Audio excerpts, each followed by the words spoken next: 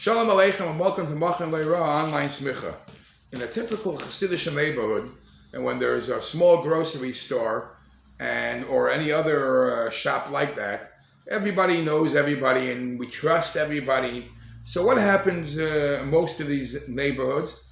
A person goes in and he has a running bill. He gets his bottle of milk, he gets his daily cheesecake, cheese Danish, and put it on my bill.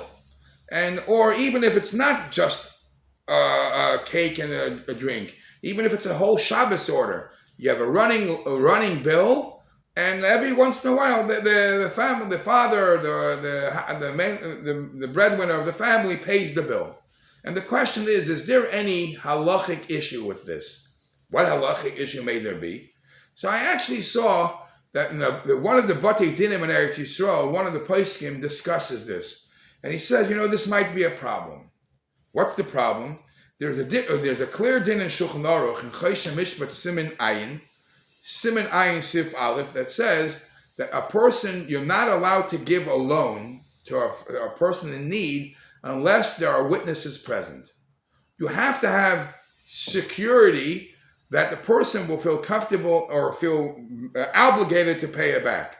Because if you don't do it in the way where there is security that you're getting back your money, you're actually over the Isser of Me'iver, the Isser of putting a stumbling block in front of somebody else. Why?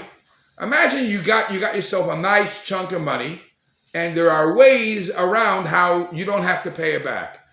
Somebody gave you a loan, and there's very little evidence to prove that the loan took place. That's easy money made. I'll just deny it. And a person has a tendency to have sticky fingers to try to make a quick buck. So the Torah says you're never allowed to do this. The Shulchan Aruch says, again, you're never allowed to give a loan without Eidim because you're tempting the loiva, you're setting him up for possible denying the loan. So the only way you're able to give a loan is unless you took a collateral, you took a mashkin, or it was all signed and sealed in the shtar, then even if there's no Eidim. But there's three choices: Eidim, Mashkin, and shtar. So let's analyze this. The previous case. This bill is a running loan. Okay, it's not exactly a loan. What it is a sale. But there's a person giving something and you owe him money. Now, what's happening? It's being registered on a piece of paper, okay? 20 years ago, all it was is a small book, and the storekeeper would write, okay, $10 today, next day, $30 today. Imagine at the end of the month, when the storekeeper says, okay, time is up, you got to pay.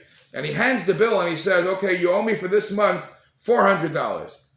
The balabas will freak out, and the balabas will say, $400? I thought it's usually $200, $300. How did I get to $400? Now what happens? Now it becomes a fight between the balabas, the owner of the store, and the person who got the goods. It's very similar to the situation of a typical alva. So the question is, why would you be able to do it? If this problem is by halva, just as it's by mekach and memkar, you shouldn't do this. So some say that because there's a trust, there's an amanus, that, I know you, you know me, we're in the same neighborhood, there's a strong level of trust, we're not worried about this problem happening. And actually, the Aruch HaShulchan on Siman Ayin says this. He says, Masha ein nizarin ata. Why is it taka that people give others loans and they're not makpid to make sure that there's Eidim there? So he says, Mishum de makirim zeh, because we know each other. And I trust you, you trust me, and I'm not worried that you're going to deny it.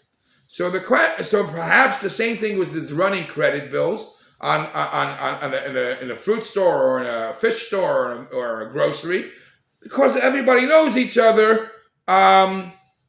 Less problem. However, let's be realistic. Says this person. This doesn't happen one bill. A lot of these things happen so quick.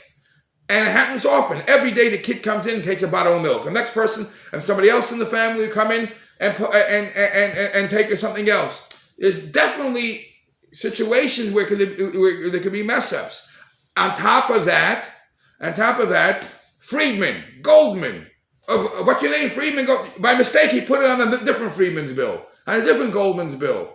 There's definitely a situation where you're setting up for a disaster. So the best thing should have been, the best way should be that every time there is a bill, a thing being bought, you ask the person buying, sign your name. Sign on this book or sign on the receipt that you took it. Okay, signing is already a form of evidence, almost like the shtar. It's an IOU, which in many halachas it would be equivalent to a shtar.